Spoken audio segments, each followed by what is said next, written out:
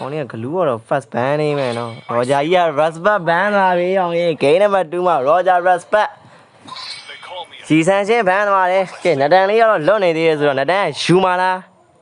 Cô ye. Vì cái ban nó đang zoom làm đi. Who knows? Let me go. Đi con này biết rồi. Nó đang bị chát à. Đi con này cái cái nó đang bị chát. Nó đã bê cha đấy tên nó biểu đấy, ý sáng xem là mẹ lông à, nắp quê sao, nắp quê lông mà bê nó, ý sáng xem. Cái tiếng cho nó grass rồi là labu, cái này lấy rồi labu lấy thoa làm là. Nó đã, ý ta mẹ nó. Con này nó đã bê cha à, con này là cái nó đã bê cha cái last play này mà. So, đi bê đấy hero đấy mà. Xbox gì mày? Xbox là còn chả mày. We don't talk anymore. Này đi dòng đi hero đi mà phải thả đi bé cái này.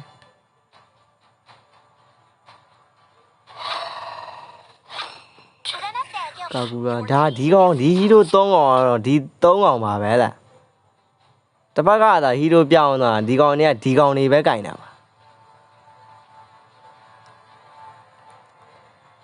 Okay, Mary. Bà lý bìm này bộ.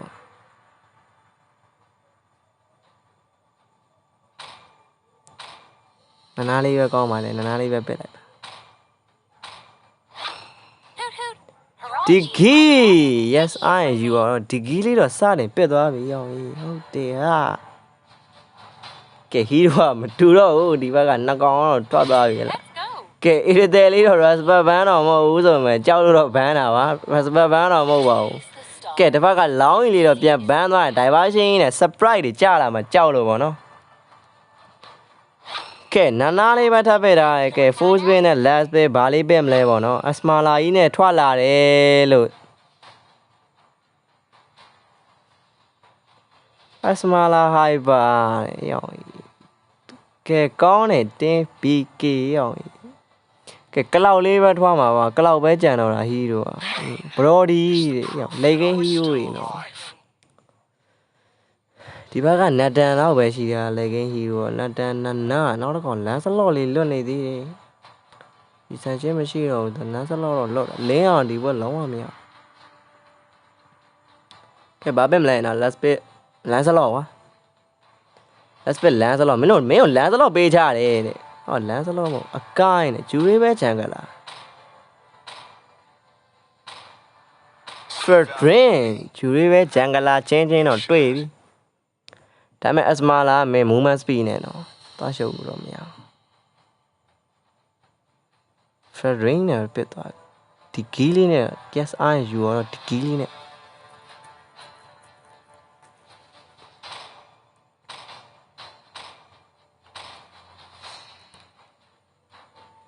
ကဲတင်းရနေဒီဘက်ကနိုင်သွားမလားဒါမှမဟုတ် BK ရပဲထပ်နိုင်ပြီ clean street နဲ့ပဲ final ကိုလုံးဝတက်လန်းသွားပြီးတော့ final ပြီးပြီးတော့ champion ပဲဖြစ်သွားမလားပေါ့နော်စောင့်ကြည့်ရမှာ clean street နဲ့ပဲဖြစ်မလားဒါမှမဟုတ်ဒီအသင်းနဲ့အသင်းကတကယ်ချရတာ hero ကမင်း90ကျော်တယ်အဲ့လိုခုနကပွဲတော့နှစ်ပွဲပေါင်း hero က100လောက်ချသမ်းပါနှစ်ပွဲပေါင်း hero က100လို့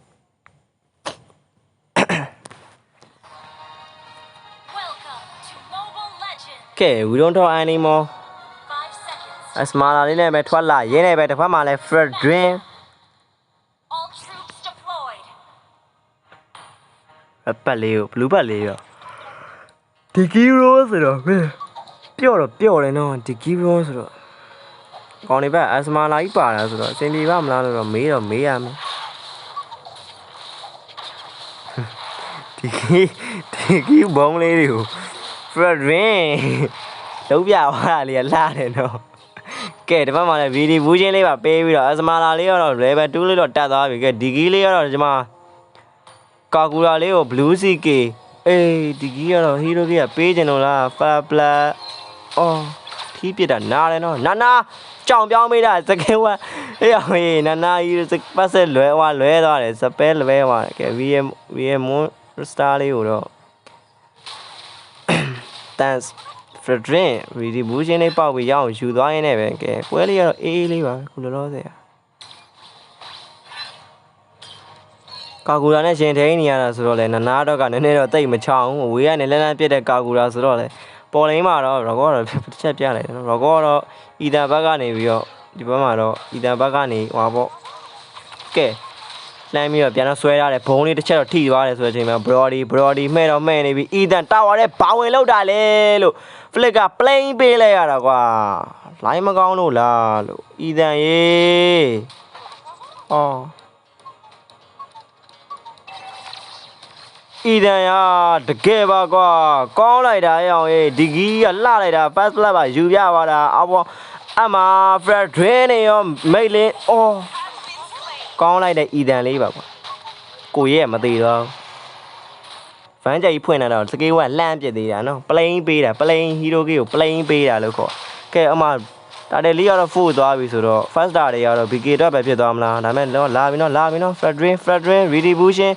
redistribution ပြိုင်ပါမယ် hero ကြီး redistribution မရဘူးရောင်ရေ Fredrin တော့ကတော့မင်းခုံပြီးတော့စတန်ပေးတော့လမ်းရှိကစတန်လှမ်းပြီးတော့ greater fighter လမ်းရှိကစတန်နဲ့အိုးရောင်ရေရိုက်ချတာတရားမှမထီဘူးရောင်ရေကောင်းလိုက်တာနော်ကရယ်လေးကတော့လုံးတော့လှုပ်ပြီးရဆိုပေမဲ့လည်းဒီကီကတော့83ပြီးတော့ပြေးရပြီ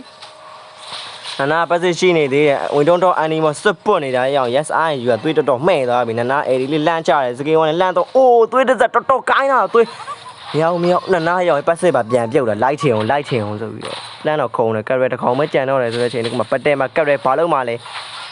greater fighter ရတယ်ရောင်ရေလမ်းရှိကစတန်မမီဘူးလမ်းရှိကစတန်မိတယ်ဗျဖောင်းအိုးရှိ right time တက်ပြသွားတာရောင်ရေကောင်းလိုက်တဲ့ we don't talk animal ရောင်ရေဒီကောင်းရဲ့ performance ကတော်ထွက်တာရောင်ရေတကယ်ကောင်းတဲ့ hyper ရောင်ရေတွားရှုံးလို့မရဘူးဂျူရီပဲဂျန်ကလာအောင်တော့ထုတ်ပြနေတာတကယ်ကောင်းတဲ့ we don't talk animal ရောင်ရေ BK ကတော့ clan 3နဲ့တက်သွားမလားတော့မသိခုလောလောဆယ်က BK တာနေတယ် clan 3နဲ့ပဲတက်မလားဒီဘဲတွေဆော့လာတဲ့ပွဲတွေအကုန်လုံးက clan ဘတ်တော့3ပွဲတွေအကုန်လုံးက clan 3နဲ့ပဲတက်လာတာဆိုတော့လေတွားရှုံးလို့မရတဲ့အသင်းထဲမှာတော့ပါတယ်ကဲလို့ရှုံးသွားခဲ့မယ်ဆိုလဲ RDG ကနောက်တဲ့ season တွေမှာနောက်တဲ့ပွဲတွေမှာဆိုလဲဒီပွဲတွေကအကျိတ်နဲ့မကြေပွဲကပြန်နှွဲဖို့တော့เนาะရှိတယ် finally တက်လာတဲ့အသင်းဆိုတော့လည်းသွားပြီးတော့ထင်သေးလို့တော့မရဘူးဆိုမှလည်းဆိုလိုကိတ်ဝင်ကောက်တာနာကိုမရဘူးမလွယ်ဘူးတဲ့အဲ့လောက်ဒါပေမဲ့မလောက်ဘူးတဲ့အပေါ်လေးမှာအီတန်သွားပြီး yes I you တော့ပြတ်တော့မယ်ဆိုချင်ကောမှာ yes I you ကအဲ့ဒီလေးပြန်ပြီးတော့သုံးလာတယ်လမ်းခုံတယ်ကွက်တီရောင်အီတန်မလေးပြန်ပတ်တာမြန်လို့ပေါ့ကဲ Fredrin တကောင်ပဲကျွန်တော်လည်းပြေးတာကျွန်တော်ပြေးနေရပါပြီဟဲ့လားမထုတ်ကြည့်အောင် Fredrin ထုတ်ကြည့်အောင်ဆိုတာဟဲ့လားကဲ Fredrin လေးကစတန်လေးတော့တောက်လျှောက်ပေးတယ်ဝူလုံးတော့အန်နီမောဘာမှလုံးချိန်မပေးဘူးဆိုမှလည်းဟိုကောင်မလည်းစွတ်ပုတ်တယ်ရောင်အေဒီလေးတော့လှမ်းရိုက်တယ်ဆိုမှလည်းအဲ့လောက်ကြီးဒိုင်းမိတ်ကမထွက်ဘူးကဲ Brody လေးကိုတော့လှမ်းပြီးတော့လှုပ်ချင်တယ်ဒါမဲ့လည်းရောင်ရေးသွားပြီးဘောမကြော်ဘူးဆိုတော့ပြတ်တော့မယ်နာလှမ်းတော့လှုပ်နာတော့ဒိုင်းမိတ်ပေးကောင်းလိုက်တာနာရောင်ရေးတက်ပြသွားတာဆိုလိုကိတ်ဝင်ကောက်သွားပြီးနာကိုတော့ Blue CK အဲ့လောက်ကြီးမလွယ်ဘူးတဲ့ hero က 5-2 game number 2က game number 1ထပ်ပို့ပြတ်နေတယ်ရောင်ရေးကဲနတ်တန်းလေးကတော့နင်းတာဝါလေးကိုဂိုးကြီးလေးကိုတော့ခွာတယ်ဗျာတောက်လျှောက်ကဲ yes I you ကတော့ဒီဂီကတော့တိတ်တော့အဆင်မပြေဘူးလုံးတော့မဖြစ်ဘူးထင်တယ်ဒီဂီအဲ့ဒီနဲ့အလုံးမဖြစ်ဘူးသွားပြီဒီဂီအော် flag ကနှစ်ကောင်လုံးပေးတာရောင်ရေးကဲကိုရဲနာလေးကလည်းကြံနေသေးတာဆိုတော့အမလှပပလေးကိုတတ်ပြသွားတာနော်ကိုရဲလေးကတော့ပြက်ပြီပေါ့ဟာရောမသေးဘူးတဲ့ဟာအေးမ surprise အမ surprise အိုးလှလိုက်တာရှောင်မြောက်သွားတဲ့အီတန်ဟုတ်တယ်နော်မလိုက်နဲ့တော့လေလိုက်ရင်ပြက်ပြီပေါ့အီတန်ရဲ့အဲ့လိုမျိုးကြီးတွေကြတော့ကွာအီတန်တအားလောတယ်ကွာ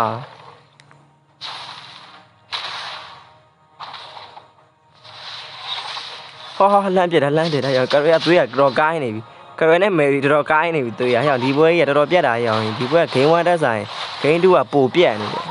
ဒီကတအားတွေတာနေရောင်ဘရော်ဒီလည်းပါတာလည်းပါအစမာလာကြီးဖြည့်ရှင်းမှုကတရားမှမပါဘူးဆိုတော့လေဟာ game 2ကတော့ clean street နဲ့တက်မှာပါ BK ကတော့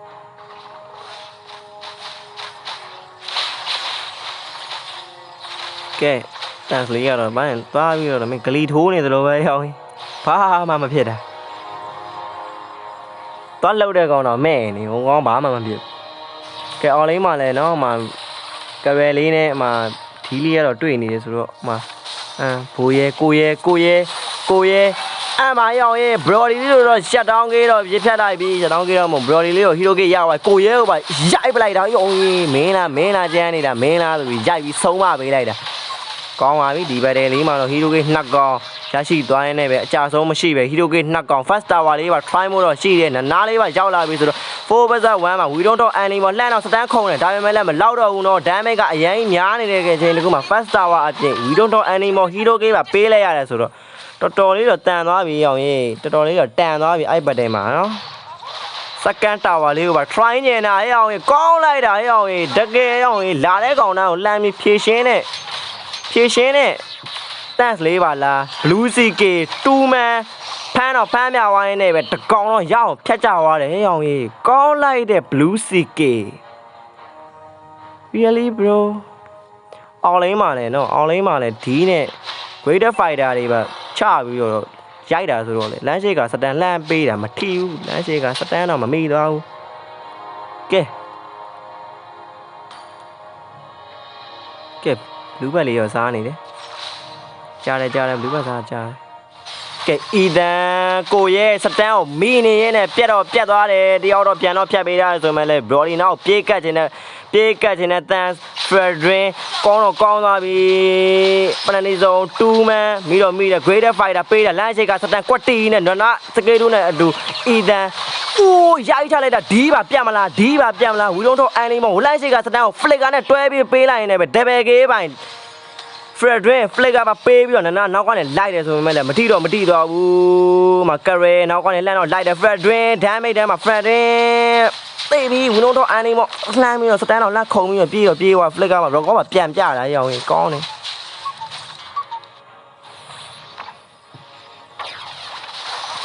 လွယ်ဦးနော်ဝီတော့အန်နေမောကြီးတအားမာလာရမလွယ်ဘူးလို့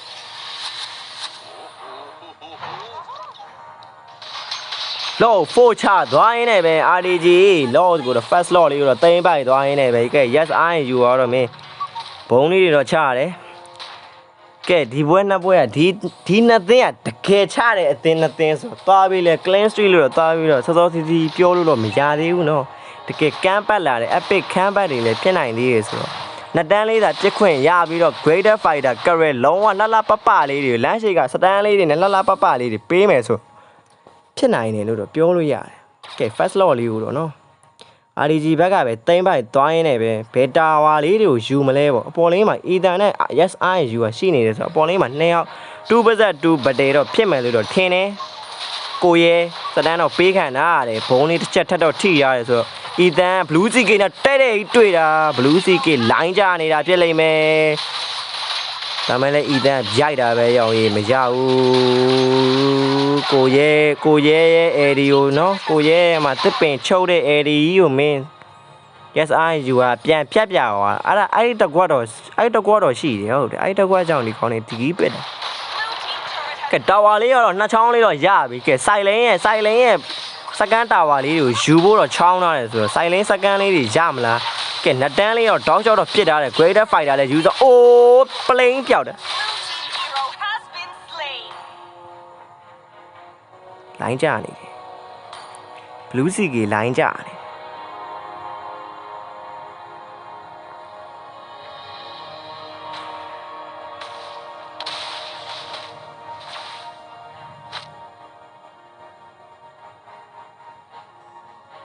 blue ck လိုင်းကြနေ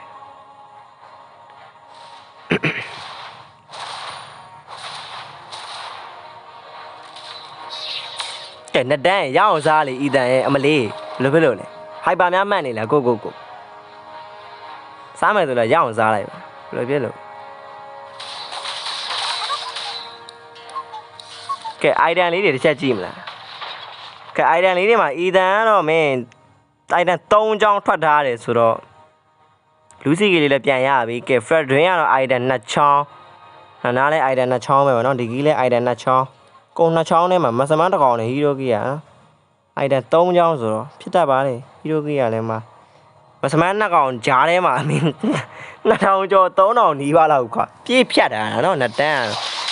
ဖန်မဲကောလို့တော့ပြောလို့ရတယ်ရောင်းတကယ်ပွဲကဒီလောက်မတာဘူးနော်ဒါခုနကမှလောဘတယ်ဘာညာဗဒယ်လေးလှလှပပလေးဆိုင်ပြအီတန်ရေး surprise တယ်နော် surprise တယ်နော် yes I you are အဲ့လောက်ကြီးရောင်းလေကာကြီးပါပေးလိုက်တာရောင်းလေကာကြီးဘာလို့ပေးလိုက်တာဟိုနေဘက် line မကောင်းထင်နေဘလူးစီကလေးရက်နေတယ်ကရလောဖိုးချလိုက်တော့လေလောဖိုးအေးလာပြီကိုရဲပြေးလာတာကိုကိုကာယရှေ့ဆုံးကနေ yes I you are စတန်းတော့မိသွားကဲရောင်ရေးမဆမန်းသွေးတော်ကိုင်းသွားတယ်နတ်တန်းရဲ့ပြစ်ချက်တွေအောက်မှာတော့ကြာသွားနေပဲဒီပနနီဇုံဖလစ်ကပေးလိုက်ရတယ်ရောင်ရေးဖလစ်ကပေးတော့ဖလစ်ကနဲ့လိုက်တယ်ပနနီဇုံအခုမှပြန်ပေးတာဆိုတော့လေပနနီဇုံကတော့အခုတော့ပေးလိုက်ရအသက်ပါပေးလိုက်ရတာရောင်ရေးဟီရိုကီက3កောင်လောရရောင်ရေးလော2ယောက်ကဖြတ်ထားတာyes I you are လေးကပြတ်တော့မယ်အမဟိုကောင်းရဲ့စတန်းလေးကလည်းမိတယ်ဝီဒုံထောက်အန်နီမောရဲ့စတန်းလေးကလည်းသွားမိနေတယ်ဆိုမဒမ်းမိတ်ကမလောက်ဘူးနတန်းပြစ်ချက်တွေရတော့နော်နတန်းပြစ်ချက်တွေရတော့အမအစမာလာလေးကိုဖြည့်ရှင်းလို့ရနေတဲ့ဒမ်းမိတ်ကလည်းထွက်နေတာဆိုတော့လေအဲ့လောက်ကြီးတော့မဟုတ်ဘူးပေါ်လင်းကတော့တော်တော်သွေးကိုင်းသွားပြီကဲလောအပေါ်လင်းကလာမှာဆိုတော့တေချာသလောက်ကတော့ဒီအပေါ်လင်းမှာကတော့ရမှာဆိုတော့စိုက်လင်းစကန်ဖြစ်တဲ့အောင်လင်းစကန်လေးရအောင်ယူမလားကဲတင်း RDG လိုလုံးပါလေမဆမန်းနဲ့ကျွန်းနေတယ်ဖြတ်ကန်လဲရပြီစတန်းပေးတော့ဟိုကမင်းပြင်မြူထားတာအေးအောင်ကြီးတေးလိုက်တော့ပေါ့အဲ့ဒါဆိုရင်တော့ဟာလား Greater Fighter လမ်းရှိကစတန်း Flicker အေးအောင်ကြီးကောင်းလိုက်တဲ့လက်ဘူးပနနီဆို5 man ပေးလဲမရဘူးပြတ်မှာပဲဟာလားပနနီဆို5 man ပေးချွာလှပပလေးကိုပေးချွာရဆိုပေမဲ့လေကဲအမှအဲ့ဒီပေးတာတကိုင်းဘာမှလုံးမရဘူးရောက်ရင်တကိုင်းသွားတာပဲကိုရဲကဲ white out နဲ့အတူ clean street တက်ချင်တာလားဟာလား clean street ဆိုတာဘာလဲမေးပေးအောင်လို့ clean street နဲ့တက်လာတဲ့အသင်းကိုတော့မင်းစံချိန်ရိုက်ချိုးပေးလိုက်တဲ့တင်း RDG ဟာရဒီနေ့သေးတကယ်ကောင်းတယ်ရောက်ဒီနေ့သေးတကယ်ကောင်းတဲ့အသေးလေးရောက်ရေး